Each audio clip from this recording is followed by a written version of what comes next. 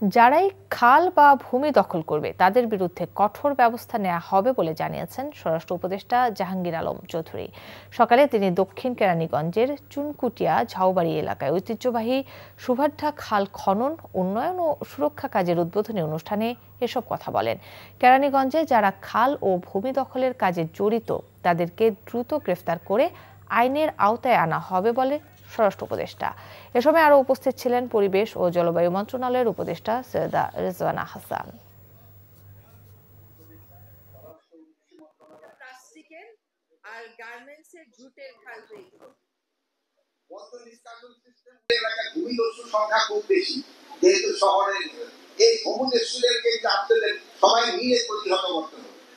আর আপনারা অনেকেই কিন্তু এই ভূমিদস্যুরা কিন্তু খালের অংশ দখল করে নিতে এবং কঠোরভাবে দমন করতে হবে।